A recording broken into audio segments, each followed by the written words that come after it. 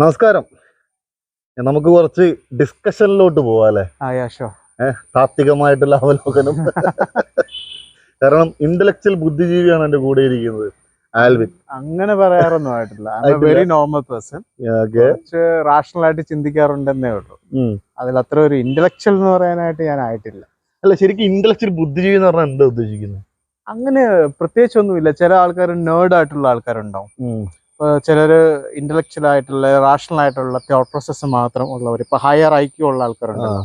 ഇപ്പൊ ചില എഞ്ചിനീയേഴ്സ്, ചില ഡോക്ടേഴ്സ്, ചില എക്കണോമിസ്റ്റുകൾ, അവർക്ക് നോർമൽ സൊസൈറ്റിയിലുള്ള ആൾക്കാരുടെ ആ ഒരു ഈ ഡ്രാമയും ഫുഡ് ആൻഡ് വാട്ടറിന് വേണ്ടിയുള്ള ഫൈറ്റ് ഒന്നും താല്പര്യമില്ല. അവർക്ക് ചിന്ത വേറെ, കാരണം അവരുടെ ഐക്യു ഹൈ ആയിരിക്കും. ഐക്യു ഹൈ ആയിരിക്കുന്നതുകൊണ്ട് ഇവർ ശരിക്കും കുറേ കൂടെ റാഷണൽ ആയിട്ടുള്ള സൊസൈറ്റിയെ കുറിച്ച്, സയൻസിനെ കുറിച്ച്, ചുറ്റും നടക്കുന്ന കാര്യങ്ങളെ കുറിച്ച് ഒബ്സർവന്റ് ആയിരിക്കും. അങ്ങനെയാണ് ഇവര് ഇന്റലക്ച്വൽ എന്നൊക്കെ പറയുക. സയന്റിസ്റ്റുകളൊക്കെ ഇന്റലക്ച്വൽസ് ആണ്. അതുപോലെയുള്ളത്. ഈ എത്തിയിസ്റ്റുകൾ ഇന്റലക്ച്വൽ ആണോ? യെസ് ആൻഡ് നോ എന്ന് ഞാൻ പറയുള്ളൂ. എല്ലാ എത്തിയിസ്റ്റും ഇന്റലക്ച്വൽ ആണോ? അല്ല. ചിലര് ഇമോഷണൽ ആയിട്ട് എത്തിയിസ്റ്റ് ആവുന്നവരുണ്ട്. ചിലരൊക്കെ ശരിക്കും ഈ അവരുടെ ഫാമിലി ബാക്ക്ഗ്രൗണ്ടിൽ നിന്ന് ഈ മതവിശ്വാസം കൂടുതലുള്ള ഫാമിലീസ് ഒക്കെ ഉണ്ടല്ലോ, ഭയങ്കര ഓർത്തഡോക്സ് ആയിട്ട് ജീവിക്കുന്ന ഫാമിലീസിൽ നിന്നുള്ളവര് ഈ വീട്ടുകാരുടെ പീഡനം കൊണ്ടോ അല്ലെങ്കിൽ അവരുടെ സമുദായത്തിൽ നിന്നുള്ള പ്രശ്നങ്ങൾ കൊണ്ടോ ഒക്കെ അതിനൊരു സമ്മർദ്ദം, ഇമോഷണൽ റിയാക്ഷൻ എന്ന ലെവൽ എത്തിയിസ്റ്റ് ലേബലിലാവുന്നവരുണ്ട്. അല്ലാതെ പഠനം കൊണ്ടല്ല. പഠനം കൊണ്ട് എത്തിയിസ്റ്റ് ആവുന്നവരും ഉണ്ട്. ഞാൻ എത്തിയിസ്റ്റ് അല്ല, ആക്ച്വലി വിശ്വാസിയാണ്. ഞാൻ എന്നെ കൺസിഡർ ചെയ്യുന്നത്, ഹോണസ്റ്റ് ആയിട്ട് പറഞ്ഞാൽ, ഞാൻ അഗ്നോസ്റ്റിക് ആണ്. എന്ന് വെച്ചാൽ ഞാൻ I believe in Christianity, I believe in Jesus Christ, I believe in യഹോവ. ബിക്കോസ് അതെന്താന്ന് ചോദിച്ചു കഴിഞ്ഞാൽ, ഇപ്പൊ നമ്മൾ എല്ലാം പഠിച്ചു വരുന്നാലും ദൈവം ഉണ്ടോ ഇല്ലയോ എന്നുള്ളതിന്റെ ആൻസർ നമുക്ക് കിട്ടുന്നില്ല. ഇവിടെയുള്ള സയന്റിസ്റ്റുകൾ കണ്ടുപിടിക്കാൻ പറ്റുന്നില്ല. ഇവിടെയുള്ള ടോപ്പ് ആൾക്കാർ കുറെ പരീക്ഷണങ്ങൾ നടത്തിയിട്ട് കണ്ടുപിടിക്കുന്നില്ല. യുക്തിവാദികൾക്കും അറിയത്തില്ല. ഇവരാകപ്പാടെ വാദിക്കുന്നത് ഈ ദൈവമല്ല യഥാർത്ഥ ദൈവം എന്നാണ് എല്ലാവരും വാദിക്കുന്നത്. ശരിയല്ലേ? ഫോർ എക്സാമ്പിൾ, ഇപ്പം ഇസ്ലാമിലെ ഇപ്പൊ Allah is the omnipresent god. Allah ദൈവം അല്ല എന്നാണ് ഇവർ വാദിച്ചുകൊണ്ടിരിക്കുന്നത്. അപ്പോൾ യഥാർത്ഥ ദൈവം ആരാണെന്നുള്ള ചോദ്യം ഉണ്ടല്ലോ.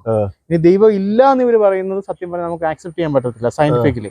കാരണം ഇവര് ഒരു ദൈവം അല്ലെങ്കിൽ ഗോഡ് കോൺസെപ്റ്റ്, മെറ്റാഫിസിക്സ്, ഇപ്പൊ ഫിലോസഫിയിലാണെന്നുണ്ടെങ്കിൽ നമ്മളുടെ ഈ മെറ്റീരിയൽ സയൻസ് ഉണ്ടല്ലോ, ഇപ്പൊ നമുക്ക് തൊട്ട് നോക്കി മനസ്സിലാക്കാൻ പറ്റുന്നുണ്ട്, അനുഭവിച്ച് മനസ്സിലാക്കാൻ പറ്റുന്നുണ്ട്. ഇതിന്റെയും ഉയരത്തിലുള്ളൊരു കോൺസെപ്റ്റാണ്, ഇതിന്റെയും പുറത്തുള്ളൊരു കോൺസെപ്റ്റാണ്. അപ്പൊ മെറ്റാഫിസിക്കൽ സ്റ്റേറ്റിലുള്ള ഒരു കോൺസെപ്റ്റിനെ നമുക്ക് സയൻസിന്റെ എവിഡൻസ് ബേസ്ഡ് മെത്തഡോളജി വെച്ചിട്ടോ, സയൻസിന്റെ എംപെറിക്കൽ മെത്തഡ് വെച്ചിട്ടോ, അല്ലെങ്കിൽ സയൻസിന്റെ ഒബ്സർവേഷൻ ബേസ്ഡ് എവിഡൻസ് മെത്തഡ് വെച്ചിട്ടോ ഒന്നും നമുക്ക് പ്രൂവ് ചെയ്യാൻ പറ്റത്തില്ല. ഇപ്പോ ഞാനൊരു എക്സാമ്പിൾ പറഞ്ഞാൽ, ഇപ്പോ ഇവിടെ ഒരുപാട് ഗാലക്സികൾ ഉണ്ടല്ലോ. ഇപ്പൊ സയൻസ് പറയുന്നുണ്ട് ഓൾറെഡി ഗാലക്സി ഉണ്ട്, നമ്മൾ മിൽക്കി വേയിലാണുള്ളത്. അപ്പോൾ ഇവിടുന്ന് ഒരു 10,000 ഗാലക്സി കഴിഞ്ഞുള്ള ഒരിടത്ത് ഞാനൊരു പ്ലാനറ്റ് ഉണ്ടെന്ന് പറയുക, അവിടെ ജീവനുണ്ട്. നിങ്ങൾക്ക് അതെങ്ങനെ പ്രൂവ് ചെയ്യാൻ പറ്റും? നിങ്ങൾ അവിടെ പോയിട്ടില്ല, കണ്ടിട്ടില്ല. But I am saying it. നിങ്ങൾക്ക് പ്രൂവ് ചെയ്യാൻ പറ്റുമോ? മാത്തമാറ്റിക്കലി അവിടെ ഉണ്ടെന്ന് വിചാരിക്കാം, റിയലി എക്സിസ്റ്റ് ചെയ്യുന്നുണ്ട്. അപ്പൊ നമ്മൾ അവിടുന്ന് ഇത്രയും ദൂരെയാണ് കിടക്കുന്നത്. അപ്പൊ നമുക്കതെങ്ങനെ അക്സെപ്റ്റ് ചെയ്യാൻ പറ്റും? Because we have no evidence. നമുക്ക് എവിഡൻസ് ഇല്ല. അവിടെ ആ ഒരു പ്ലാനറ്റ് ഉണ്ട് എന്ന് പറഞ്ഞ ആരാ?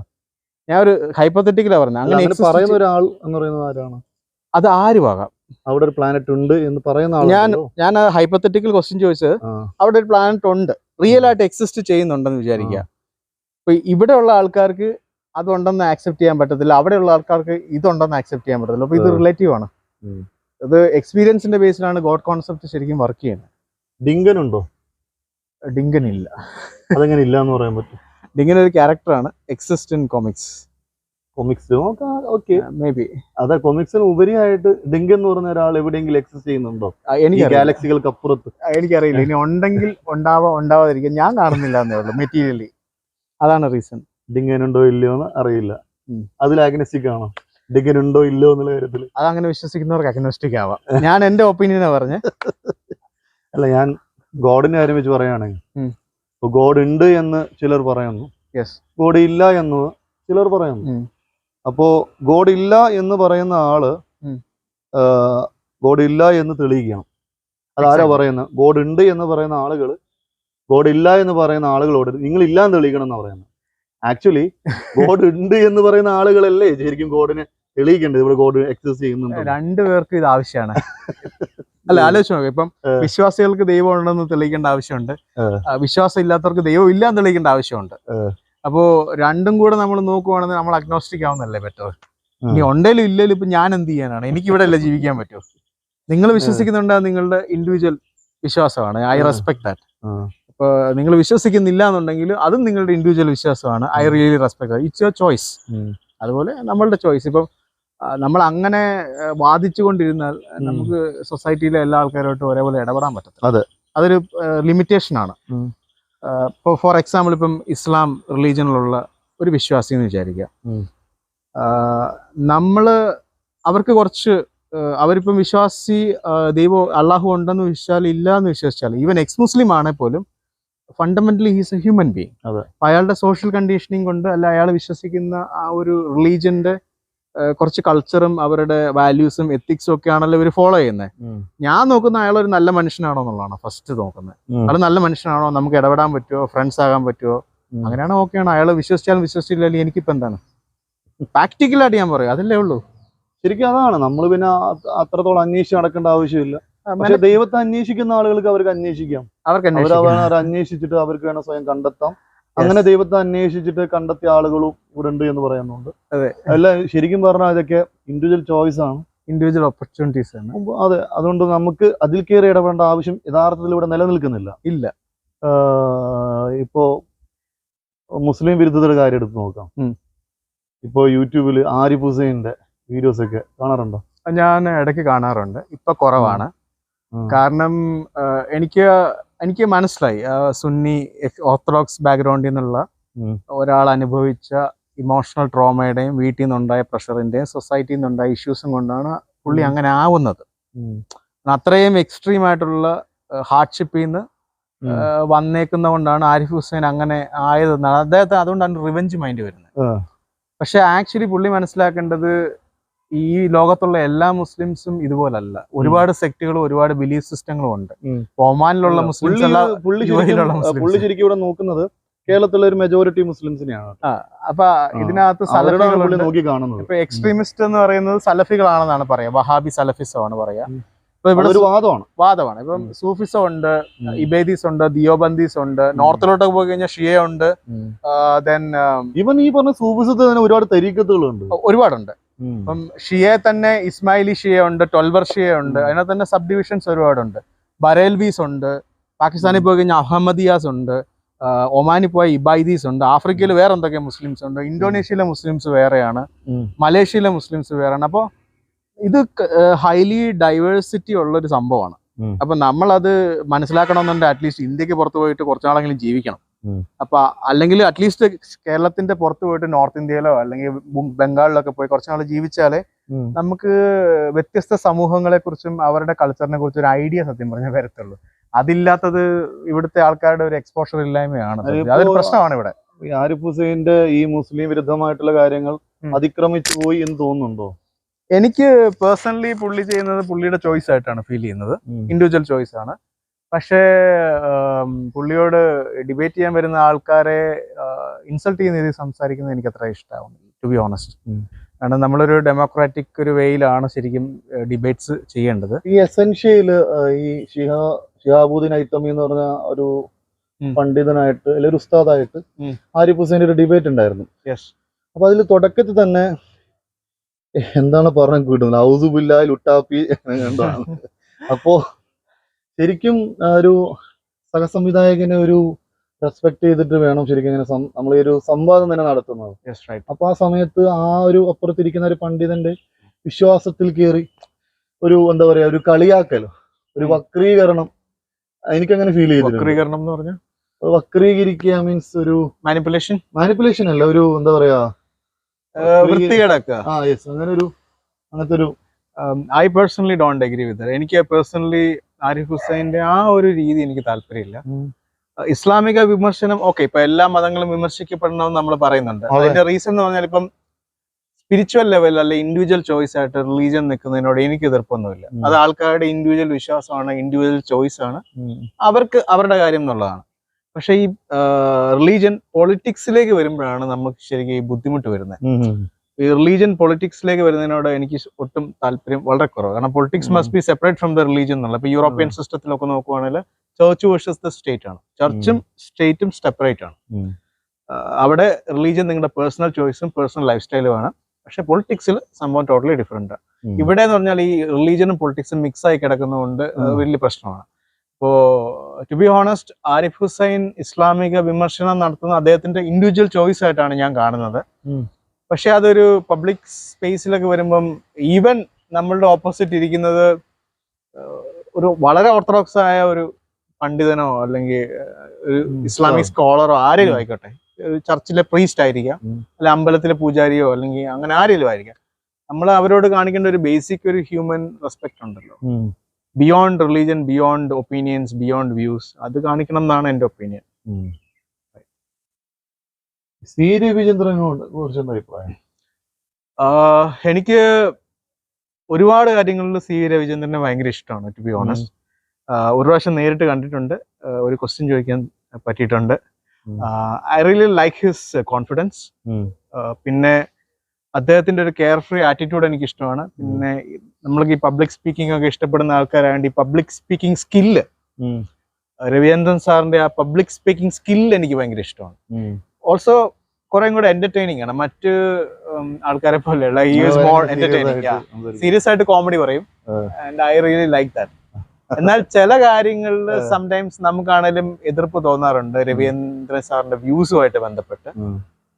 എനിക്ക് മനസ്സിലാവുന്ന കാര്യമായിട്ട് ഞാൻ പറയുന്നത്. ഇപ്പൊ ഞാൻ സ്കൂളിംഗ് കഴിഞ്ഞിട്ട് ഞാൻ പഠിച്ചൊക്കെ നോർത്ത് ഇന്ത്യയിലാണ്.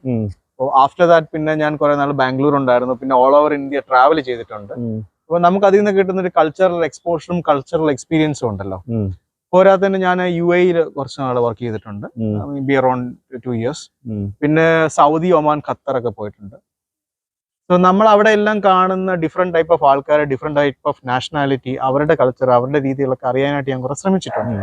അപ്പൊ പുറത്ത് ജീവിക്കുന്ന ആൾക്കാരുടെ ഒരു പേഴ്സ്പെക്റ്റീവ് ഡിഫറെന്റ് ആണ്. അവരൊരു കാര്യത്തെ കാണുന്നത് ഈ കേരളത്തിലുള്ള ആൾക്കാർ കാണുന്ന പോലെയല്ല. എനിക്ക് മനസ്സിലാവുന്ന ഒരു സംഭവം ഇതാണ്. എസ്പെഷ്യലി ഈ പറയുന്ന ഡിബേറ്റേഴ്സും എത്തീസ്റ്റുകളും ഇത്തീസിസ്റ്റുകളും എല്ലാം ഇവര് കേരളത്തിന്റെ കൾച്ചറൽ ബാക്ക്ഗ്രൗണ്ടിൽ വളർന്ന് ഇവിടുത്തെ സൊസൈറ്റിയുടെ വ്യൂസിന് അനുകൂലമായിട്ടും പ്രതികൂലമായിട്ടാണ് സംസാരിക്കുന്നത്. ഈവൻ മൈത്രേയന്റെയും പ്രശ്നം ഇതാണ്.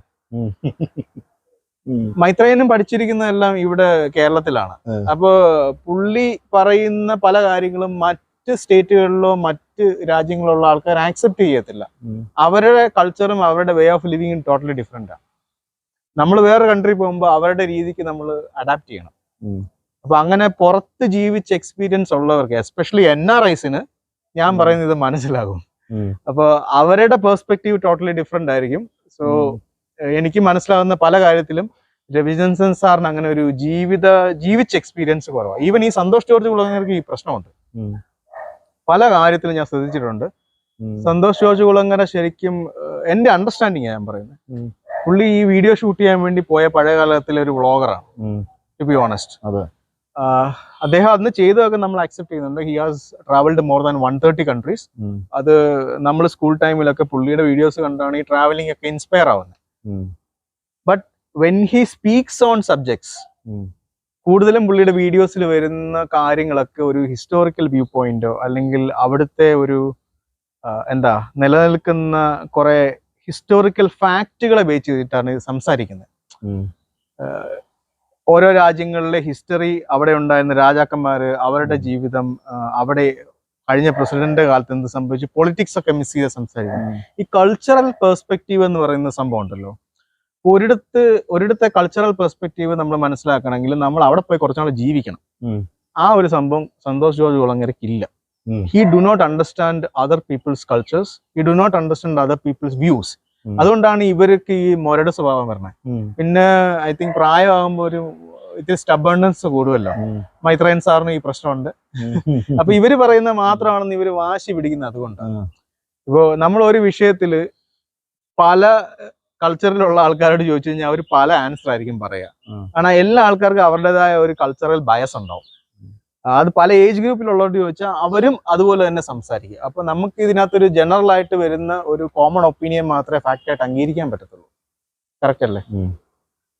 അങ്ങനെ തോന്നിയിട്ടുണ്ടോ? തോന്നിയിട്ടുണ്ടോ എന്ന് ചോദിച്ചാൽ തോന്നിയിട്ടുണ്ട്. ബ്രോ സിമ്പിൾ ആയിട്ട് പറഞ്ഞ നിങ്ങൾ കാസർഗോഡുള്ള ആൾക്കാർ ചിന്തിക്കുന്ന പോലെയാണോ എറണാകുളത്തുള്ളവർ ചിന്തിക്കുന്നേ? അല്ല, വ്യത്യാസമുണ്ട്. അതാണ് ഒരു വിഷയത്തിൽ അവരങ്ങനെയല്ലേ ചിന്തിക്കുന്നേ. അത്രേ ഉള്ളൂ. ഇത് വൺ കൺട്രി വൺ ചിന്ത പോസിബിൾ ആവോ? പോസിബിൾ അല്ല. കാരണം വൺ കൾച്ചർ അല്ലല്ലോ, അതുകൊണ്ട് പോസിബിൾ അല്ല. വൺ കൾച്ചർ ആക്കാൻ ശ്രമമുണ്ട്. വൺ കൾച്ചർ ആക്കിയാലും എല്ലാവരും തമ്മിൽ ഈക്വൽ എക്കണോമിക് സ്റ്റാറ്റസ് വരാത്തടത്തോളം അതും നടക്കുകയല്ലോ. പാവപ്പെട്ടവർ ചിന്തിക്കുന്നതും കാശുകാർ ചിന്തിക്കുന്നതും രണ്ട് രീതിയല്ലേ. അപ്പോ അതൊന്നും പോസിബിൾ ആയിട്ട് എനിക്ക് തോന്നുന്നില്ല കേട്ടോ, ടു ബി ഓണസ്റ്റ്. എന്തായാലും ഈ കമ്മ്യൂണിസത്തെ കുറിച്ച് എന്താ അഭിപ്രായം? പ്രത്യേകിച്ച് ഇപ്പോ നടക്കുന്ന ഒരു ഇസ്ലാം ഓഫ് ലെഫ്റ്റ് എന്നൊരു പുതിയ പദം രൂപപ്പെട്ടിട്ടുണ്ട്. എന്ത് തോന്നുന്നു, അങ്ങനെ ഒരു സംഭവം ഉണ്ടോ ഈ ഇസ്ലാം ഓഫ് ലെഫ്റ്റ്? ഐ ഫീൽ ഉണ്ട്. അത് ഒരുപാട് ആൾക്കാർ എൻ്റെ അടുത്ത് പറഞ്ഞു. സോ ഞാൻ അതിനെക്കുറിച്ച് ചെറുതായിട്ടൊന്ന് പഠിച്ചപ്പോഴും എനിക്ക് അങ്ങനെ തന്നെ ഫീൽ ചെയ്യുന്നത്. അപ്പോൾ ഞാൻ ഓൾറെഡി ഇതിന്റെ ഒരു ഡൈവേഴ്സിറ്റിയെ കുറിച്ച് ആർട്ടിക്കിൾ ഞാൻ എഴുതി കാണിച്ചായിരുന്നല്ലോ. അപ്പോൾ എൻ്റെ ഒരു ക്ലിയർ അണ്ടർസ്റ്റാൻഡിങ് ഇതാണ്. ഇവിടുത്തെ അത്യാവശ്യം അപ്പർ ക്ലാസ് ആയിട്ടുള്ള മുസ്ലിം കമ്മ്യൂണിറ്റിയിലെ മുസ്ലിംസ് കൂടുതലും മുസ്ലിം ലീഗും കോൺഗ്രസുമായിട്ട് ബന്ധപ്പെട്ട ഒരു പൊളിറ്റിക്സ് ആണ് അവർക്കുള്ളത്. പിന്നെ കുറച്ചുകൂടെ ലോവർ റീജിയണിൽ നിന്നുള്ള മുസ്ലിംസ്, അല്ലെ ലോവർ എക്കണോമിക്കലി ഡെവലപ്ഡ് അല്ലാത്ത റീജിയണിൽ നിന്നുള്ള മുസ്ലിംസ് കൂടുതൽ കമ്മ്യൂണിസവും ലെഫ്റ്റ് പൊളിറ്റിക്സും ആണ് അവർ കൂടുതൽ ഫോളോ ചെയ്യുന്നത്. ആ ഒരു ഡിവൈഡ് ക്രിസ്ത്യൻസിന്റെ ഇടയിലും ഉണ്ട്, ഈവൻ ഹിന്ദുസിന്റെ ഇടയിലും ഉണ്ട്. It's all about rich versus poor എന്നാണ് ഞാൻ മനസ്സിലാക്കുന്നത്, അല്ലെ റിച്ച് വേഴ്സസ് അതർ. അറിയോ, ഈ താത്വികമായിട്ട് നോക്കുകയാണെങ്കിൽ ഈ രണ്ടുപേരുടെയും ഒരുപാട് വ്യത്യാസം കിടക്കുന്നു. അതായത് ഇപ്പോ കമ്മ്യൂണിസം എന്ന് പറയുന്നത് ബേസിക്കലി നിരീശ്വരവാദമാണ്. മുസ്ലിം എന്ന് പറയുന്നത് ഒരു ഏകദൈവത്തിൽ വിശ്വസിക്കുന്ന കൂട്ടരാണ്. അപ്പൊ അങ്ങനെ ഇരിക്കുന്ന ഇവര് രണ്ടുപേരും എങ്ങനെ സിങ്ക് ആവുന്നു എന്ന് നിൽക്കുന്നത് എന്തിന്റെ അടിസ്ഥാനത്തിലാണ്? It's very strange to me bro. It's like ഒരേ സമയം അമ്പലത്തിൽ പോകുന്ന കമ്മ്യൂണിസ്റ്റ് എങ്ങനെയാണ്? ഇവിടെ മാത്രമല്ല, ഇപ്പൊ അഫ്ഗാനിസ്ഥാനിൽ പല രാജ്യത്തിലും ഇത് ഈ ഒരു ഐക്യം ഉണ്ടായിട്ടുണ്ട്, ഉണ്ട്. നിങ്ങൾ ഒരേ സമയം മുസ്ലിമും ഒരേ സമയം കമ്മ്യൂണിസ്റ്റും എങ്ങനെയാകും? നിങ്ങൾ മുസ്ലിമാണ്, നിങ്ങൾ ഏകദൈവ വിശ്വാസം ആയിരിക്കണം. അല്ലെങ്കിൽ നിങ്ങൾ മുസ്ലിം അല്ല. അള്ളാഹു വിശ്വസിക്കുന്ന ശാസ്ത്രം നോക്കാതെ വേണമെങ്കിൽ ഇങ്ങനെ ആവാലോ. ഇപ്പൊ കമ്മ്യൂണിസ്റ്റിന്റെ പ്രത്യയശാസ്ത്രത്തെ നോക്കാതെ വേണമെങ്കിൽ കമ്മ്യൂണിസ്റ്റിന്റെ കൂടെ നിൽക്കാൻ പറ്റത്തില്ലേ? ഇങ്ങനെയാണെങ്കിൽ ഈ പ്രത്യയശാസ്ത്രം നോക്കുമ്പോഴാണല്ലോ നിരീശ്വരവാദമൊക്കെ വരുന്നത്. ബേസിക്കലി അണികൾക്ക് ദൈവവിശ്വാസമാകാമെന്ന് അവരുടെ ഇതിലുണ്ട്. ശരിയാ. എന്റെ അണ്ടർസ്റ്റാൻഡിങ് കറക്റ്റ് ആണെങ്കിൽ ഇവര് കമ്മ്യൂണിസം എന്ന ഒരു പൊളിറ്റിക്കൽ ഐഡിയോളജി പെർസ്യൂ ചെയ്യാൻ കാരണം അതിനൊരു കാസ്റ്റ് ഐഡന്റിറ്റി ഉണ്ടാവും. ഇപ്പോൾ ഇവിടെ നമ്മൾ വോട്ടിംഗ് പാറ്റേൺസ് ഒക്കെ നോക്കിക്കഴിഞ്ഞാൽ എല്ലാവരും കമ്മ്യൂണിറ്റി ബേസിലാണ് വോട്ട് ചെയ്യുന്നത്. അപ്പോൾ കമ്മ്യൂണിസ്റ്റ് പാർട്ടികളിൽ ലെഫ്റ്റ് ഡെമോക്രാറ്റിക് ഫ്രണ്ടിൽ ഏതൊക്കെ കമ്മ്യൂണിറ്റികളാണ് മജോറിറ്റി നോക്കിക്കഴിഞ്ഞാൽ തന്നെ ഇതിന്റെ ആൻസർ കിട്ടും. അപ്പൊ അവരുടെ പാർട്ടി എന്നുള്ളതാണ് ഇപ്പൊ ഇത്. നമ്മൾ കോൺഗ്രസിൽ നോക്കുവാണെങ്കിൽ കൂടുതലായിട്ട് Nairs, Syrian Christians, Mappila Muslims, പിന്നെ അവിടെയുള്ള തങ്ങളുമാരെല്ലാം കോൺഗ്രസ്സുകാരാണ് അല്ലേ. ലെഫ്റ്റിലോട്ട് വരുവാണെങ്കിൽ ജനറലി ഞാൻ കാണുന്ന ഈഴവ, തീയര്, പിന്നെ ഹിന്ദുസിലെ OBC എല്ലാ കമ്മ്യൂണിറ്റികളും, ലാറ്റിൻ കാത്തലിക്സ്, പിന്നെ യാക്കോബൈറ്റ്സ് ലെഫ്റ്റ് ആണ്. പിന്നെ ഇസ്ലാമിലെ അവർ വരുമ്പം മരക്കാര്, അങ്ങനെയുള്ള ഒരുപാട് കോസ്റ്റൽ റീജിയനിലെ ആൾക്കാരൊക്കെ പൊതുവെ ലെഫ്റ്റ് ചിന്താഗതിയുള്ള ആൾക്കാർ. അപ്പൊ അവര് കമ്മ്യൂണിറ്റി ബേസിൽ അലൈൻ ചെയ്യുന്നു എന്നുള്ളതാണ് ഞാൻ മനസ്സിലാക്കുന്നത്. അതുകൊണ്ടായിരിക്കണം ഇതിവിടെ സർവൈവ് ചെയ്യുന്നത്. അല്ലെങ്കിൽ ഇന്ത്യയിൽ ഐഡിയോളജിക്ക് പരമായിട്ട് ഒരിടത്തും കമ്മ്യൂണിസം ഇല്ലല്ലോ ഇപ്പൊ. ഇല്ല, ഈ സ്റ്റേറ്റ് മാത്രമല്ലേ ഉള്ളൂ ഇവിടെ. ഒരു വോട്ട് ബാങ്ക് ആണോ ശരിക്കും?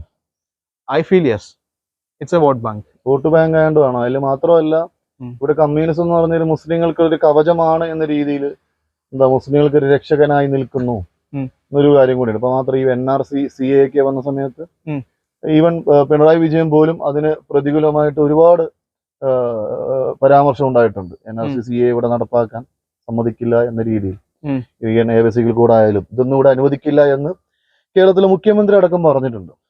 അപ്പോൾ ഇതൊരു മുസ്ലിങ്ങളുടെ ഒരു സംരക്ഷണ കവചമായി കമ്മ്യൂണിസം മാറുന്നതുകൊണ്ടാണോ മുസ്ലിങ്ങൾ കമ്മ്യൂണിസ്റ്റ് ഇതേ പറഞ്ഞ ഈ ഇസ്ലാം ഓഫ് ലെഫ്റ്റ് എന്ന പദം രൂപം കൊള്ളുന്നത്? എന്റെ ഒബ്സർവേഷനിൽ എനിക്ക് മനസ്സിലായത്, ഇൻ റിയാലിറ്റി നാഷണൽ പൊളിറ്റിക്സ് നോക്കുവാണെങ്കിൽ കമ്മ്യൂണിസ്റ്റ് പാർട്ടിക്ക് ഒരിക്കലും മുസ്ലിങ്ങളെ പ്രൊട്ടക്ട് ചെയ്യാൻ പറ്റത്തില്ല. കാരണം അവർക്ക് നാഷണൽ ലെവലിൽ യാതൊരു ഹോൾഡും ഇല്ല. അവർ ഇററിലവൻ്റ് ആണ്. നാഷണൽ ലെവലിൽ പണ്ട് മുസ്ലിം ലീഗും കോൺഗ്രസുമായിട്ട് ബന്ധപ്പെട്ട പൊളിറ്റിക്സ് ആണ് നടന്നുകൊണ്ടിരുന്നത്. ഇപ്പൊ നേരെ തിരിഞ്ഞിട്ട് ഒവൈസിയുടെ ഒരു പാർട്ടിയുണ്ട്, AIMIM എന്ന് പറയും, ഓൾ ഇന്ത്യ മജ്ലിസിമീൻ ഇമലീൻ എന്നൊക്കെ പറഞ്ഞാണ് അവരുടെ ഫുൾ ഫോം. അപ്പൊ ഹൈദരാബാദ് ബേസ്ഡ് ആയിട്ട് അവരുടെ കയ്യിലേക്ക് ഓട്ടോമാറ്റിക്, അവര് മെയിൻലി ഷിയ മുസ്ലിംസ് ആണ്. അപ്പോൾ ഷിയ മുസ്ലിംസ് ആണ് ഇന്ത്യൻ മുസ്ലിംസിനെ റെപ്രസെന്റ് ചെയ്യുന്ന എന്നൊരു സിറ്റുവേഷൻ ഇന്ത്യയിൽ സത്യം പറഞ്ഞാൽ വന്നിട്ടുണ്ട്. ആ ഒരു ഡിവൈഡ് ക്ലിയർ ആണ്. അതുകൊണ്ട് ഈ IUMLന്റെയും കോൺഗ്രസിന്റെയും പൊളിറ്റിക്സ് ഓൾമോസ്റ്റ് ഇവരുടെ ഇടയിൽ ഒരു ഡിവിഷൻ വന്നിട്ട് ഇത് ഡിവൈഡ് ചെയ്യുക. പിന്നെ വേറൊരു ഡിവിഷൻ വരുന്നതെന്ന് പറഞ്ഞാൽ നാഷണൽ ലെവലിൽ മുസ്ലിംസിനെ 2 കാറ്റഗറി ആയിട്ട് നമ്മൾ കാണാറുണ്ട്. ഒന്ന് ഈ ഉറുദു സ്പീക്കിംഗ് ആയിട്ടുള്ള foreign ancestry, middle eastern ancestry ഉള്ള മുസ്ലിംസ്. അത് പഠാൻസ് ഉണ്ട്, ദെൻ അതർ കമ്മ്യൂണിറ്റീസ് ഉണ്ട്. അവര് സ്വയം അപ്പർ ക്ലാസ് ആയിട്ടാണ് കാണുന്നത്. അതർ ഇന്ത്യൻ പോപ്പുലേഷനിൽ നിന്ന് കൺവേർട്ട് ചെയ്ത മുസ്ലിംസ് ഉണ്ടല്ലോ, പശ്മണ്ട എന്നാണ് നമ്മൾ അതിനെ പറയുക. മീൻസ് ബാക്ക്വേർഡ് ക്ലാസ് എന്ന്, OBC എന്ന് വേണം പറയാം. അവരുടെ ഒരു വലിയ പോപ്പുലേഷൻ ഉണ്ട്. ഈ 2 ആൾക്കാരും തമ്മിൽ കല്യാണം കഴിക്കത്തില്ല. അവിടെ ഒരു റിയൽ ആയിട്ടുള്ളൊരു ഹൈറാർക്കിയൽ ക്ലാസ് സിസ്റ്റം അല്ല കാസ്റ്റ് സിസ്റ്റം എക്സിസ്റ്റ് ചെയ്യുന്നുണ്ട്. അത് കേരളത്തിലുള്ള ആൾക്കാർക്ക് അത് മനസ്സിലാവത്തില്ല. നോർത്ത് ഇന്ത്യയിലോ അല്ലെങ്കിൽ മറ്റ് സ്റ്റേറ്റ്സിലൊക്കെ ഉള്ളവർക്ക് ഇത് കൃത്യമായിട്ട് മനസ്സിലാവും. അതുള്ളിടത്തോളം കാലം ഡെഫിനറ്റ്ലി കമ്മ്യൂണിസ്റ്റുകാർക്കൊന്നും ഒന്നും ചെയ്യാനില്ല ഇതിനകത്ത്. ദേ കാൺ ഡു എനിത്തിങ് അബൌട്ട് ദിസ്. ഇനി ഇവർക്ക് എന്തെങ്കിലും ഒരു ഡെവലപ്മെന്റ് വരണമെന്നുണ്ടെങ്കിൽ കോൺഗ്രസ് വീണ്ടും പവറിൽ വന്നാൽ മാത്രമേ നടക്കുള്ളൂ. നാഷണൽ ലെവലിൽ അതേ നടക്കുള്ളൂ. കേരളത്തിലാണെങ്കിൽ പോലും എൻ്റെ അണ്ടർസ്റ്റാൻഡിങ് ശരിയാണെങ്കിൽ നെക്സ്റ്റ് ഇലക്ഷനിൽ ഇവിടെ UDF ആയിരിക്കും കൂടുതൽ വോട്ട് നേടുന്നത്. അതിനകത്ത് ഈ ഭാരതീയ ജനതാ പാർട്ടിക്ക് എന്തെങ്കിലും സ്കോപ്പ് ഉണ്ടോ എന്ന് വെച്ച് കഴിഞ്ഞാൽ അവർ 15 സീറ്റ് വല്ലതും അവർക്ക് MLA സീറ്റ് കിട്ടുകയാണെങ്കിൽ, സപ്പോസ് അവർക്ക് ഗവൺമെന്റ് ഫോർമേഷനിൽ അവർക്ക് ഡിസിഷൻ എടുക്കാനുള്ള ഒരു ഓപ്പർച്യൂണിറ്റി ഉണ്ടാവും. അതിന് ഫസ്റ്റ് സുരേഷ് ഗോപി ഒരു തൃശ്ശൂർ മോഡൽ ഡെവലപ്പ് ചെയ്യണം, അത് മാർക്കറ്റ് ചെയ്യണം. അത് സ്റ്റെപ്പ് ബൈ പ്രോസസ് ആണ്. നടക്കോ ഇല്ലയോ എന്ന് എനിക്കറിയത്തില്ല. It's all hypothetical. കേരളത്തിൽ അങ്ങനെ ഒരു എന്താ പറയാ, ഒരു BJP ഭരണം വന്നു കഴിഞ്ഞാൽ അതൊരു എന്താ പറയാ, ഇപ്പൊ ഇവരൊക്കെ നോർത്തിന്റെയൊക്കെ എക്സാമ്പിൾ കാണിക്കാറുണ്ട്. അപ്പൊ അതേപോലെ ഒരു മോബ് ലിഞ്ചിങ്ങും ബീഫ് കഴിച്ചതിന്റെ പേരിൽ അടിയിടി, ഇങ്ങനെ കുറെ വാർത്തകൾ നോർത്ത് ഇന്ത്യൻ വാർത്തകൾ എടുത്ത് കാണിക്കാറുണ്ട്. അപ്പൊ അതേപോലെ കേരളം ഒരു നരകമായി മാറുമോ ശരിക്കും ഈ BJP ഭരണം വന്നു കഴിഞ്ഞാൽ തന്നെ? നോ, അങ്ങനെയാണെങ്കിൽ ഗുജറാത്തിൽ മുസ്ലിംസിന് ജീവിക്കാൻ പറ്റത്തില്ല. അവിടുത്തെ മുസ്ലിംസ് എല്ലാം BJPക്ക് സപ്പോർട്ടാണല്ലോ, ബൊഹറാസ് എല്ലാം. അവരെല്ലാം ട്രേഡ് കമ്മ്യൂണിറ്റിയാണ്. ഈ മോബ് ലിഞ്ചിങ് അല്ല ആക്ച്വലി അവിടെ നടക്കുന്നത്. കാറ്റിൽ സ്മഗ്ലിങ്ങുമായിട്ട് ബന്ധപ്പെട്ട പ്രശ്നമാണത്. കയറ്റുമതി ചെയ്യുന്നതാണോ? 2 രീതിയിലുണ്ട്. കള്ളക്കടത്ത്, അതായത് ഫോർ എക്സാമ്പിൾ ചില സ്റ്റേറ്റുകളിൽ ഈ വെജിറ്റേറിയൻ കൂടുതൽ ഫുഡ് സിസ്റ്റം കൂടുതലുള്ള സ്റ്റേറ്റുകളിൽ ഈ ബീഫ് നിരോധനമാണ്. അപ്പോ ഈ മുംബൈയിലൊന്നും ബീഫ് നിരോധിച്ചിട്ടില്ല. അപ്പൊ ഇവര് ചെയ്യുന്ന പറഞ്ഞാൽ ഈ ഗ്രാമത്തിലുള്ള ഈ കർഷകരുടെ ഒക്കെ ഇവരുടെ ഉപജീവന മാർഗമാണല്ലോ ഈ പാല് കറന്നൊക്കെ ജീവിക്കണേ. ഇവരുടെ പശുക്കളെ തട്ടിക്കൊണ്ട് പോയിട്ട് മുംബൈ കൊണ്ടുപോയി വെക്കും. അപ്പൊ നമ്മുടെ ഇവിടുത്തെ പോലത്തെ ചെറിയ പശുവൊന്നുമല്ല, അവിടുത്തെ പശുവിനൊക്കെ ഭയങ്കര സൈസാണ്. ഒരെണ്ണമൊക്കെ 300 കിലോ 350 കിലോ ഒക്കെ വരും. അപ്പോ നമ്മളൊരു 5 പശുവിനെ ഒക്കെ ഒറ്റയടിക്ക് സ്മഗിൾ ചെയ്ത് അവിടെ കൊണ്ടുപോയിട്ട് എത്ര രൂപ കിട്ടുന്ന ആലോചിക്കും. There is an economics behind that. അപ്പൊ അങ്ങനെ കാറ്റിൽ സ്മഗ്ലിങ്ങിന്റെ ഇഷ്യൂലാണ് മൊത്തത്തിൽ അടി നടക്കുന്നത്. പിന്നെ രണ്ടാമത്തെ സീൻ എന്ന് പറഞ്ഞാല്, ഇപ്പം ചില സ്റ്റേറ്റുകളിൽ ബീഫ് നിരോധനം വന്നു കഴിയുമ്പോഴത്തേക്കും ബീഫ് പിന്നെ ഓപ്പൺ ആയിട്ട് കിട്ടത്തില്ല. അപ്പൊ ഇതിന്റെ വാല്യൂ, ബീഫിന്റെ വാല്യൂ ബ്ലാക്ക് മാർക്കറ്റിൽ ഇൻക്രീസ് ചെയ്യും. അതുപോലെ പിന്നെ ഈ പശുക്കൾ പ്രായമാകുമ്പോ എന്തെങ്കിലും ചെയ്യണമല്ലോ. അപ്പോ ഈ പശുക്കളെ സ്മഗിൾ ചെയ്തുകൊണ്ട് ഇത് ലീഗൽ ആയിട്ടുള്ള സ്റ്റേറ്റ്സ് ഉണ്ടല്ലോ, അവിടെ കൊണ്ടുപോയിട്ട് ഈ ബീഫ് എക്സ്പോർട്ട് ചെയ്യും. ഇന്ത്യൻ ബീഫ് എന്തോരാണ് UAE-ലും സൗദിയിലും ഒക്കെ വരുന്നത്. അൽ കബീർ ഒക്കെ അതിന്റെ ഒരു എക്സാമ്പിളാണ്. പാകിസ്ഥാനിൽ നിന്നും ഇന്ത്യയിൽ നിന്നുമാണ് ഏറ്റവും കൂടുതൽ ബീഫ് വരുന്നത്. അപ്പൊ ഈ ബീഫിന് പുറത്ത് നല്ല മാർക്കറ്റ് ഉണ്ട്. അപ്പൊ അവർ ശരിക്കും പറഞ്ഞാൽ ബീഫ് നിരോധിച്ച് വെച്ചേക്കുന്നതുകൊണ്ട് ഇവർക്ക് ഈസി ആയിട്ട് ഇത് എക്സ്പോർട്ട് ചെയ്യാൻ പറ്റും. അങ്ങനെ ഇതിന്റെ പുറകിൽ എക്കണോമിക്സ്, ഒരു ഇൻഡസ്ട്രി, ഒരു മാഫിയ ഉണ്ട്. ഈ പശുരാഷ്ട്രീയം എന്ന് പറയുന്നത് വെറും ഒരു എന്താ പറയാ, ഫിനാൻഷ്യൽ നേട്ടത്തിന് വേണ്ടിയിട്ടാണോ? ഇതൊരു കവറപ്പ് ആയിട്ടാണ് എനിക്ക് ഫീൽ ചെയ്യാറ്. റിയൽ ആയിട്ട് ശരിക്കും കച്ചവടമാണ് നടക്കുന്നത്, അല്ലാതെ ഗോമാതാവല്ല. ഗോമാതാവായിട്ട് ഇത് ഒരു ബന്ധമില്ല. ശരിക്കും പറഞ്ഞാൽ BJPയുടെ തുടക്കത്തിൽ ഗോമാതാവേ ഇല്ല. ഗോമാതാവ് ശരിക്കും കോൺഗ്രസിന്റെ സങ്കല്പമായിരുന്നു. ആയിരുന്നു. പിന്നീട് BJP അത് ഏറ്റെടുക്കുക ചെയ്തത്. അവർ ഈ ഐറ്റത്തിന്റെ മാർക്കറ്റ് വാല്യൂ കണ്ടുപിടിച്ചപ്പോഴത്തേക്കും ഇതങ്ങ് പിടിച്ചു. അതെ, മറ്റൊരത് വിട്ട് മറന്നുപോയി. എന്ന് ഇന്ദിരാഗാന്ധിയുടെ ഒക്കെ ഈ വോട്ടിംഗ് സിമ്പിൾ തന്നെ ഈ പശുക്കുട്ടിയൊക്കെ ആയിരുന്നു.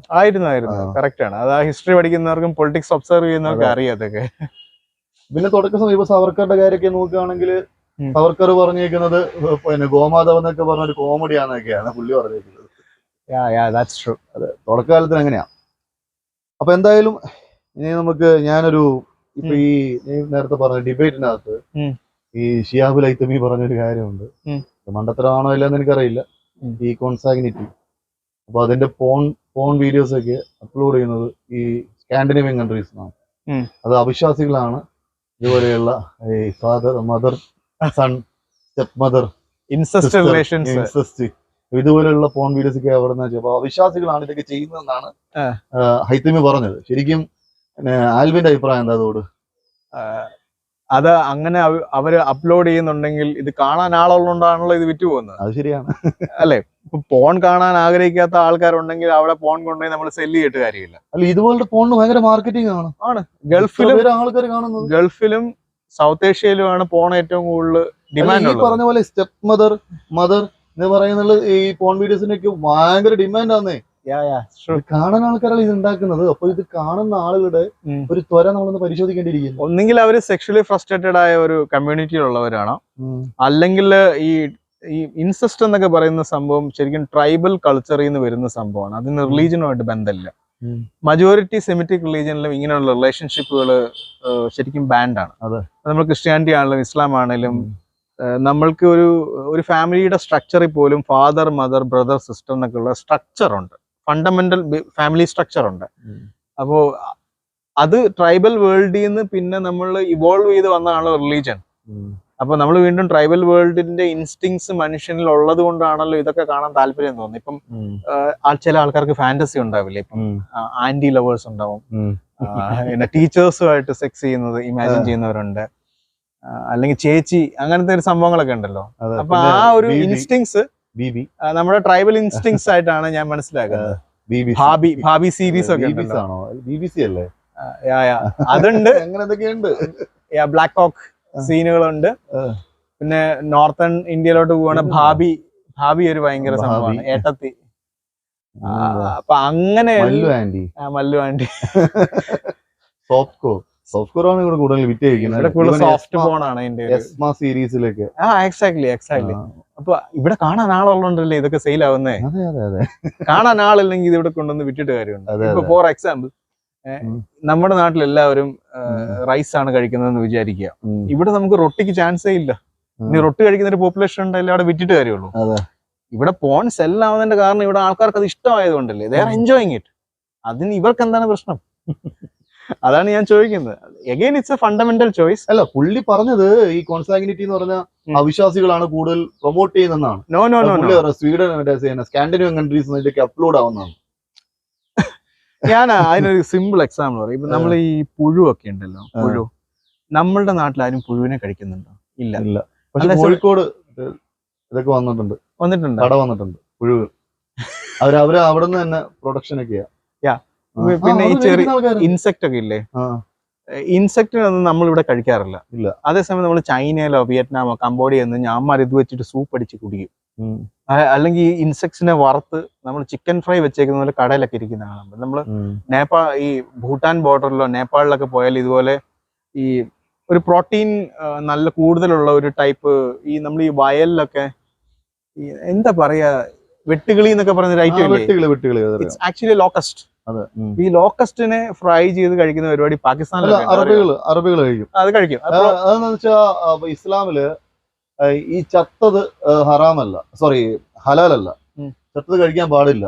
പക്ഷെ രണ്ട് നമുക്ക് കഴിക്കാം, മീനും കഴിക്കാം, പിന്നെ വെട്ടുകിളി ചത്തത് നമുക്ക് കഴിക്കാം. അതുകൊണ്ട് ഈ വെട്ടുകിളി അതാണ് അറബികൾ കൂടുതൽ കഴിക്കുന്നത്. പാകിസ്ഥാനിലുണ്ടെന്ന് ഇത് പാകിസ്ഥാനിൽ. അപ്പൊ പാകിസ്ഥാനിലാണ് കൂടുതൽ ഇത് കൂടുതൽ കഴിക്കുന്നത്. അപ്പോ പാകിസ്ഥാനികളെല്ലാം എന്താ മോശം ആൾക്കാരാണോ? അല്ല. അപ്പൊ ഇത് ഓരോ ഏരിയയുടെയും ഓരോ റീജിയന്റെയും കൾച്ചർ അനുസരിച്ചിട്ടാണ് ഈ ആക്സെപ്റ്റൻസ് വരുന്നത്. നമ്മളിവിടെ ഇൻസെക്ട്സിനെ കഴിക്കുന്നില്ല എന്ന് വെച്ചാൽ ചൈനയിൽ അങ്ങനെയല്ല, ചൈനയിലെ ആൾക്കാർ കഴിക്കും. ശരിയല്ലേ? അപ്പൊ ചില റീജിയനിലും ചില കൾച്ചറിലും ഇൻസെസ്റ്റ് നോർമലാണ്. അവരെ സംബന്ധിച്ച് ഇതൊരു നോർമൽ കാര്യമാണ്. നമ്മുടെ ഇവിടെ വരുമ്പോഴല്ലേ ഇത് വലിയ പ്രശ്നമായിട്ട് തോന്നുന്നത്. ആഡം ഈവ്സ് ഇല്ലേ, നമ്മുടെ മനുഷ്യന്റെ തുടക്കമെന്ന് മതം പറയുന്ന ആഡം ഈവ്സ്. അപ്പൊ അവരുടെ മക്കൾ എങ്ങനെയാണ് അടുത്ത തലമുറ ഉണ്ടാക്കിയത്? അത് ട്രൈബൽ വേൾഡില് എന്റെ അണ്ടർസ്റ്റാൻഡിങ് ശരിയാണെങ്കിൽ ആഡം ഈവ്സിന് ഓഫ് കോഴ്സ് ആ കാലഘട്ടത്തിൽ അത് അനിവാര്യമായതുകൊണ്ടാണോ? യെസ് അവിടെ വേറെ ചോയ്സ് ഇല്ലല്ലോ. ഇപ്പം ആഡം ഈവ്സിന് മൾട്ടിപ്പിൾ കിഡ്സ് ഉണ്ടായിരുന്നു എന്നുള്ളത് റിയൽ ആണ്. ആഡത്തിന് 2 മക്കൾ മാത്രമല്ല, കായനും അബേനും മാത്രമല്ല ഉണ്ടായിരുന്നത്. He had so many kids. അതിൽ അവർ അങ്ങോട്ടും ഇങ്ങോട്ടും ഇന്റർ മാരേജ് ചെയ്തു, അല്ലെ ഇന്റർ റിലേഷൻ ഏർപ്പെട്ടാണ് അടുത്ത ജനറേഷൻ ഉണ്ടായത്. അത് അന്നത്തെ ആ ഒരു ട്രൈബൽ വേൾഡിൽ അത് ആപ്ലിക്കബിൾ ആണ്. If that story is really true, if that myth is really true, അത് അന്നത്തെ ട്രൈബൽ വേൾഡിൽ അക്സെപ്റ്റബിൾ ആണ്. നമ്മൾ അത് കഴിഞ്ഞ് ഇവോൾവ് ചെയ്ത് ഇത്രയും വരെ വന്നില്ല. ഇപ്പോഴത്തെ മൊറാലിറ്റി വെച്ച് നമ്മൾ അവരെ ജഡ്ജ് ചെയ്യുമ്പോഴല്ലേ നമുക്ക് തെറ്റായിട്ട് തോന്നുന്നത്. അവരെ സംബന്ധിച്ച് നോർമലാണ്, അത്രേ ഉള്ളൂ. ഈവൻ ഇപ്പൊ സയൻസ് നോക്കുകയാണെങ്കിൽ, ഇപ്പൊ ഈ ഇവല്യൂഷൻ തിയറി വെച്ച് നോക്കുകയാണെങ്കിൽ തന്നെ നമ്മുടെ മുമ്പുണ്ടായിരുന്ന നമ്മൾ ഹോമോസാപ്പിയൻസ് ആണല്ലോ, നിയാൻഡർതാലൊക്കെ ഉണ്ടല്ലോ, നിയാൻഡർതാൽ അതിന് കുറെ ഉണ്ട്. അപ്പൊ അവരും ഈ ഇൻസിസ്റ്റ് ചെയ്തിട്ടുണ്ടാവത്തില്ലേ? 100% ഉണ്ടാവും. അന്നൊന്നും റിലീജിയൻ എക്സിസ്റ്റ് ചെയ്യുന്നില്ല. അല്ല, മാത്രമല്ല അന്ന് വാല്യൂസ് ഇല്ല, മോറൽ വാല്യൂസ് ഇല്ല. ട്രൈബൽ വേൾഡ് സെക്സ് തുടങ്ങുന്നതിന് റേപ്പിലാണെന്നൊക്കെയാ പറയുന്നത്. കാരണം ഒരു ഇമോഷനോ ലവ് ഇല്ലാതെ തന്നെ ചെയ്യുന്ന അടുത്തൊരു തലമുറ ഉണ്ടാക്കുക. ഈവൻ ഇവിടുത്തെ നമ്മളെ മൃഗങ്ങളൊക്കെ ചെയ്യുന്ന പോലെ അടുത്തൊരു തലമുറ ജനറേറ്റ് ചെയ്യാൻ വേണ്ടിയിട്ട്. അപ്പൊ അവിടെ ഒന്നും ഈ മോറൽ വാല്യൂസ് വരുന്നില്ല. കാലഘട്ടത്തിൽ അതുണ്ടായിരുന്നില്ല. അപ്പൊ ഫണ്ടമെന്റലി നമ്മളോട് വാല്യൂ ബേസ്ഡ് ആയിട്ടോ എത്തിക്സ് ബേസ്ഡ് ആയിട്ടോ ചോദിക്കുകയാണെങ്കിൽ I do not accept incest. Because നമ്മൾ അതിൽ നിന്ന് ഒരുപാട് പുരോഗമിച്ച് വന്നിട്ടാണല്ലോ ഈ ഫാമിലി സിസ്റ്റം ഒക്കെ ഉണ്ടായത്. നമ്മൾ വീണ്ടും പഴയ ഹണ്ടർ ഗാദറർ ലൈഫ് സ്റ്റൈലിലേക്ക് തിരിച്ചു പോകേണ്ട കാര്യമുണ്ട്. ജസ്റ്റ് ലൈക്ക് മൈത്രേയൻ സാർ പറയുന്ന പോലെ, വീട് വേണ്ട, കൂട് വേണ്ട, ലോകമാണ് എന്റെ തറവാട്, ഞാൻ എന്തും ചെയ്യും എന്നൊക്കെ പറഞ്ഞുള്ള ആ ഒരു സിസ്റ്റത്തിൽ ഇന്ന് പുള്ളിക്ക് താമസിക്കാൻ ഒരു കുറെ പേര് റൂം കൊടുക്കുന്നുണ്ടാണ് പുള്ളി അത് പറയുന്നത്. നമ്മളെ പോലത്തെ ആൾക്ക് ചിന്തിക്കാൻ പറ്റും, എനിക്ക് വീടില്ല, ഞാൻ അവിടെ പോയി താമസിക്കും, എന്നെ താമസിപ്പിക്കാൻ ഇവിടെ ആളില്ലെങ്കിൽ ഞാൻ എന്ത് ചെയ്യും? മൈത്രേയൻ അങ്ങനെയല്ല, പുള്ളിക്ക് റൂം കൊടുക്കാനും പുള്ളി ഒരു നാട്ടിൽ പോകുമ്പോ അവിടെ ഒരു വീട് കിട്ടാനൊക്കെ പുള്ളിക്ക് ഒരുപാട് ഫാൻസ് ഉണ്ട്. അവിടേക്ക് പുള്ളി താമസിക്കും. നമുക്ക് എവിടെ പോയാൽ ഞാൻ സാറിനോട് ചോദിച്ചോ, ഞാനൊരു 1 മണിക്കൂർ കുറെ നാൾ മുമ്പ് സംസാരിച്ച സാർ അമേരിക്കക്ക് പോകുന്നതിന് മുമ്പ് ഞാൻ ചോദിച്ചു, സാർ ഇത് എങ്ങനെ വീടില്ലാതെ എങ്ങനെ ഒരാൾ ജീവിക്കും? കാരണം ഫണ്ടമെന്റൽ ആയിട്ടുള്ള ഒരു മനുഷ്യന്റെ നീഡാണ് വീട്. ഫണ്ടമെന്റൽ സെക്യൂരിറ്റി ആണ് നമ്മളുടെ ഫുഡ്, വാട്ടർ, ഷെൽട്ടർ ആണ്. ഇത് കഴിഞ്ഞിട്ടുള്ള ബാക്കി സീന്. അപ്പോ എങ്ങനെ ജീവിക്കും? ഇപ്പൊ സാർ പറഞ്ഞു എന്നെ ആരെങ്കിലൊക്കെ ബുക്ക് ചെയ്യും, അപ്പൊ ഞാൻ എന്റെ എക്സ്പെൻസും കാര്യങ്ങളൊക്കെ പറയും, ഞാനൊരു ബാഗുമായിട്ട് എന്റെ സാധനങ്ങളായിട്ട് പോകും, എന്റെ കൺസൾട്ടിങ് കഴിഞ്ഞ് കഴിഞ്ഞാൽ അടുത്ത വീട്ടിലേക്ക് പോകും. അങ്ങനെ ഞാൻ ചോദിച്ചു, അപ്പൊ സാർ ബുക്കിംഗിൽ എന്ത് ചെയ്യും? ബുക്കിംഗില്ലെങ്കിൽ ഞാൻ ജയശ്രീയുടെ കൊട്ടേഴ്സിൽ പോയി കുറച്ച് ആൾ താമസിക്കും, അതല്ലെങ്കിൽ ഞാൻ ലോഡ്ജിൽ പോയി താമസിക്കും. ഇപ്പൊ ഫണ്ടമെന്റലി ലോഡ്ജിനൊക്കെ അഡ്രസ് ഉള്ളതുകൊണ്ടാണല്ലോ അവിടെ താമസിക്കാൻ പറ്റുന്നത്. അല്ല ജയശ്രീ മാമിന് അഡ്രസ് ഉള്ള വീടുള്ളതുകൊണ്ടാണല്ലോ താമസിക്കാൻ പറ്റുന്നത്. നമ്മളുടെ ബേസിക് നീഡ് അല്ലേ അത്. അപ്പൊ അത് ഫണ്ടമെന്റലി ആധാർ കാർഡ് ഇല്ലേ? അമേരിക്കയിൽ പോകണമെങ്കിൽ പാസ്പോർട്ട് വേണമല്ലോ, അപ്പൊ അതില് ആധാർ കാർഡ് വേണമല്ലോ. ഏത് അഡ്രസ്സാ കൊടുക്കുന്നത്? അതൊക്കെയാണ് ചോദ്യം. അഡ്രസ് ഇല്ല, അഡ്രസ് വേണ്ടെന്നൊക്കെ. എനിക്ക് ആക്ച്വലി മൈത്രേയൻജിയുടെ കൾച്ചറൽ ആയിട്ടുള്ള സൊസൈറ്റിയെ കുറിച്ചുള്ള വ്യൂസ് വളരെ ഇഷ്ടമാണ്. I really appreciate his views. Individualistic ആയിട്ടുള്ള പുള്ളിയുടെ പേഴ്സണാലിറ്റി എനിക്ക് ഇഷ്ടമാണ്. പക്ഷെ ചില ഈ ഫിനാൻസ് റിലേറ്റഡ്, എക്കണോമിക് റിലേറ്റഡ് ആയിട്ടുള്ള പല കാര്യങ്ങൾ പുള്ളി പറയുന്നത് അട്ടർ നോൺസെൻസ് ആയിട്ടാണ് എനിക്ക് ഫീൽ ചെയ്തേക്കുന്നത്. എന്നാൽ ഒരു തരത്തിലും നമ്മുടെ ജീവിതത്തിൽ പ്രാക്ടിക്കൽ അല്ലാത്ത കാര്യങ്ങളൊക്കെയാണ് പറയുന്നത്. നമുക്കത് ആക്സെപ്റ്റ് ചെയ്യാനായിട്ട്, അങ്ങനെ ആക്സെപ്റ്റ് ചെയ്ത് അങ്ങനെ എങ്ങനെ ജീവിക്കാൻ പറ്റും? Correct. You need to be very practical in life, right? എന്തോ അദ്ദേഹത്തിന്റെ ഇഷ്ടം. I am not here to question him. It's okay. എനിക്ക് തോന്നുന്നു അത് പുള്ളിയുടെ ഇൻഡിവിജ്വൽ ചോയ്സ് ആണ്. പുള്ളി അത് പ്രോത്സാഹിപ്പിക്കുന്നില്ലല്ലോ. എല്ലാരും ഇങ്ങനെ ആവണമെന്ന് പുള്ളി പറയുന്നില്ല. എന്തോ എനിക്ക് തോന്നുന്നില്ല, പുള്ളിയുടെ ഒരു തീരുമാനമാണ്. അതെ അതെ, അങ്ങനെ നിങ്ങളെല്ലാവരും നാളെ വീടൊക്കെ വിറ്റ് വീടും വേണ്ട നാടും വേണ്ട നടന്നൊന്നും പുള്ളി പറയുന്നില്ല. ആക്ച്വലി പുള്ളിയുടെ ഒരു ഇൻഡിവിജ്വൽ ചോയ്സ് ആണ്. അങ്ങനെ ഉണ്ടാവുള്ളൂ സാധാരണ. എല്ലാവരും പറഞ്ഞ് നാളെ മൈത്രേയൻ ഉത്തരം പറയേണ്ടി വരും ഇതിനൊക്കെ.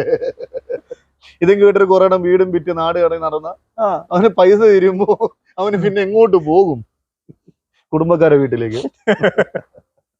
അല്ല, ഇത് ഈ സൂഫിസത്തിലൊരു സാധനമുണ്ട്, വീട് വിട്ടിറങ്ങുക. അവർക്ക് പിന്നെ വീട് അവര് മറക്കും, പിന്നെ അവർക്ക് വീട് വേണ്ട, പിന്നെ അവർ അലയാണ്, പിന്നെ കുറെ ഭിക്ഷാടനൊക്കെ ഉണ്ടാവും, ഭിക്ഷ എടുത്ത് ജീവിക്കണം എന്നുള്ള രീതിയാണ്. അങ്ങനെയൊക്കെ സൂഫിസിൽ ഒരു തരീക്കത്തുകളുണ്ട്. എല്ലാ വീടും നാടും കുടുംബക്കാരും എല്ലാം വിട്ടിട്ട് ഭിക്ഷ എടുത്ത് ജീവിക്കുക ശിഷ്ടകാലം. ഞാൻ സാധനമാണോ ഇത്രയും പറയുന്നത്? അതിന്റെ ഒരു മോഡേൺ വെർഷൻ ആണോ? Modern hunter gatherer. അതെ അതെ. അപ്പൊ എന്തായാലും ആൽവിൻ ഇത്രയും സമയം നമ്മളെ കൂടെ ഈ കുറച്ച് പൊളിറ്റിക്സും അതിന്റെ ഇടയ്ക്ക് കുറച്ച് പേര് കൂക്കും അങ്ങനൊന്നും ഇല്ല കേട്ടോ. നമ്മൾ പറഞ്ഞ കൂട്ടത്തിൽ എക്സാമ്പിൾസ് പറഞ്ഞതേ ഉള്ളൂ. അതെ അതെ. പേഴ്സണലി ഇവരുടെ എല്ലാം ഇൻഡിവിജ്വൽ വ്യൂസ് ഞാൻ അക്സെപ്റ്റ് ചെയ്യുന്നുണ്ട്. It's their choice actually. It's fine. എന്തായാലും ഇത്രയും സമയം ചെലവഴിച്ചതിന് നന്ദി രേഖപ്പെടുത്തുന്നു. നന്ദി mister Alvin. Thank you brother. Take care. By.